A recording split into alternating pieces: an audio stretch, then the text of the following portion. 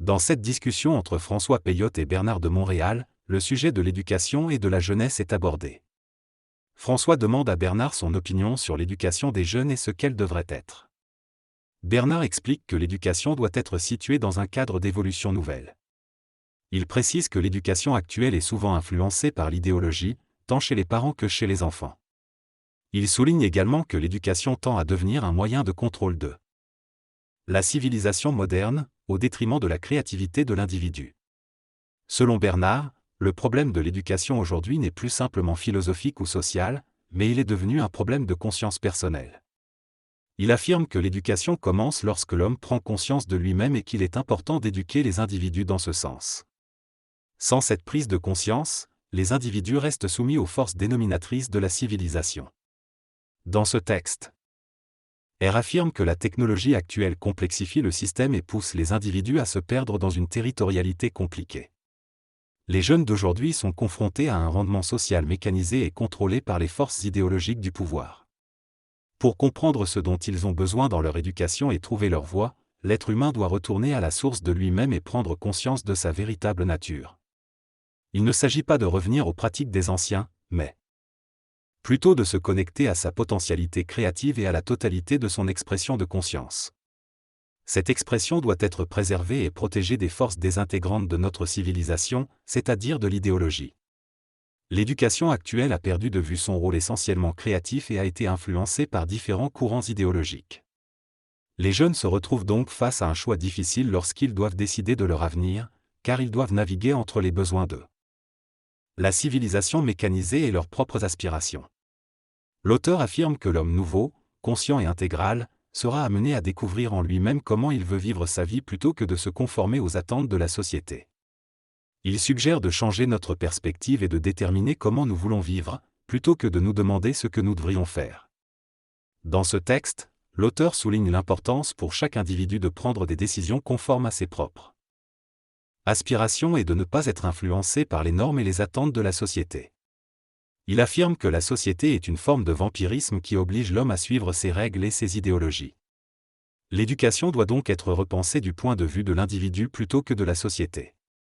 L'auteur appelle à une prise de conscience de la valeur des anciennes connaissances et à une interrogation sur la signification de ce que l'homme sait.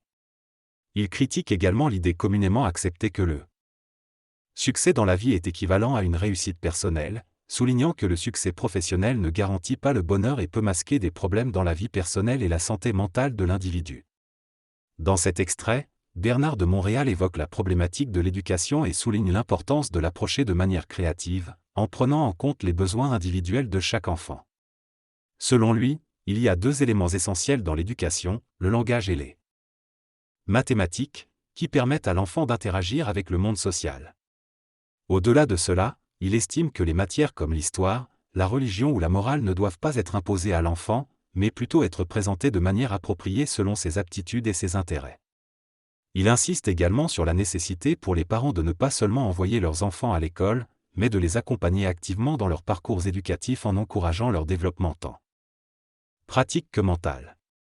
Il mentionne le cas des enfants qui ont un penchant pour l'abstraction et qui s'épanouissent facilement dans le système éducatif traditionnel, mais souligne également qu'il est important de reconnaître et de soutenir les enfants qui ont une sensibilité plus pratique, en les laissant s'engager dans des domaines concrets qui correspondent à leurs intérêts et à leurs talents.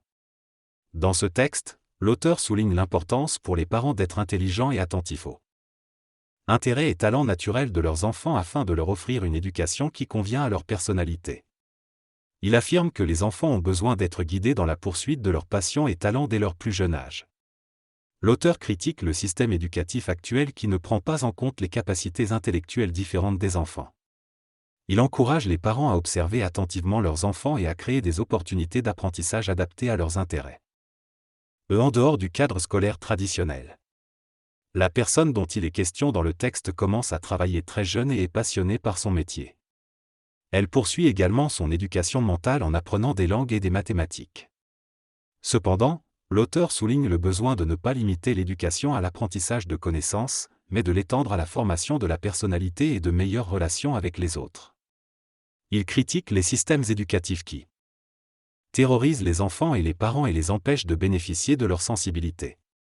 Il fait la distinction entre accumuler des connaissances pour nourrir l'esprit et apprendre pour son bénéfice personnel. Il encourage les parents à comprendre les craintes de leurs enfants et à ne pas les transmettre. Il appelle à une redéfinition de la psychologie de l'éducation et à une approche intégrale et créative de l'apprentissage.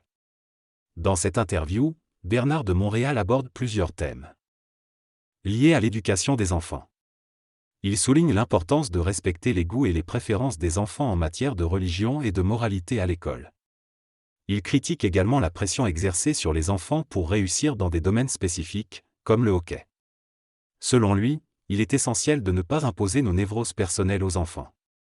L'interview aborde ensuite les idéaux des années 60, où une génération cherchait un monde de beauté, de tolérance et de liberté, souvent associé à la consommation de marijuana.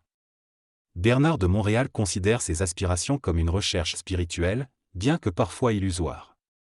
Il souligne que l'humanité est à un tournant majeur, où l'individu devra définir sa propre réalité, indépendamment des idéologies dominantes.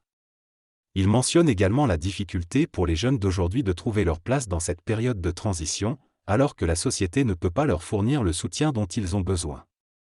Il souligne l'importance de donner aux enfants des perspectives créatives et non contestataires, mais aussi la nécessité d'avoir des adultes capables de soutenir leur créativité et leur intelligence.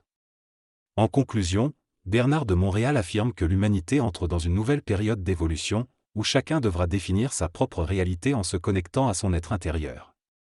Il met en avant l'importance d'une éducation qui permet aux enfants de comprendre et de développer leurs talents créatifs et de trouver leur place dans cette nouvelle réalité. Le problème de l'homme aujourd'hui est qu'il est aliéné, mécanisé et déconnecté de lui-même. Lorsqu'une voix se lève pour crier et remettre en question la situation, les gens sont terrifiés et la considèrent comme folle. Mais en réalité, cette voix est intelligente. Cependant, du fait de l'inconscience des gens, elle est perçue comme de la folie. Chaque génération a connu sa révolte contre l'autorité et les erreurs de la génération précédente. Cependant, il faut faire attention à ne pas confondre cette révolte avec l'involution de l'homme. Lorsque l'homme passe de l'involution à l'évolution, il cesse de se chercher et les cycles de renversement n'existent plus. Les générations futures seront permanentes sur cette planète et continueront à évoluer. L'homme de demain ne se questionnera plus, il pensera avec ses propres pensées et créera ainsi sa propre réalité. Il fera partie de la perpétuité de la conscience et ne sera pas récupéré par des mouvements superficiels et faux. L'intelligence sera la clé pour éviter cette récupération. Lorsque l'homme sera dans son intelligence, il fera la connexion entre son ego et son esprit, et ne sera plus influencé par les forces de la mémoire ou de l'âme. Il vivra dans une conscience universelle. Bien que cet homme ne soit pas récupérable, il aura le respect pour ce qui se passe dans le monde et continuera à échanger avec d'autres individus tels que les philosophes, les saints ou les gourous. Dans cet extrait, l'auteur parle de la révolte de l'homme conscient et de son évolution vers la conscience. Il affirme que cette évolution ne peut se faire sans remise en question de la mémoire idéologique et des pensées héritées du passé. L'auteur considère que l'homme doit vivre une révolte interne pour se libérer de ses idées préconçues et développer son intelligence. Il estime que l'homme a le droit de savoir et de comprendre sa place dans l'univers. Selon lui, il n'existe pas de mystère, mais seulement des illusions créées par les idéologies du passé. L'auteur conclut en affirmant que l'homme doit être libre pour véritablement connaître et comprendre. Selon le discours de Boulevard M, l'humanité est prête à évoluer vers une conscience supérieure et à accéder à une réalité plus profonde. Cette évolution se fera au niveau individuel plutôt que collectif, et aucun pouvoir autoritaire ne pourra l'empêcher.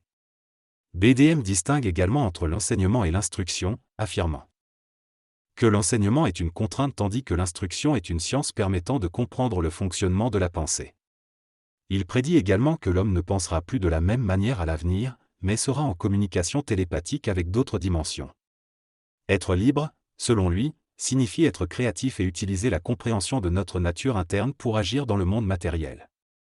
Il souligne également l'importance de la rébellion et de la remise en question des autorités pour faire descendre un feu cosmique, c'est-à-dire une énergie spirituelle. Dans cette interview, Bernard de Montréal critique l'arrogance intellectuelle des personnes qui se sont donné le pouvoir et qui cherchent à le maintenir en renforçant leur idéologie. Selon lui, nous sommes prisonniers des idéologies spirituelles et temporelles, ce qui nous empêche de voir au-delà de leur jeu.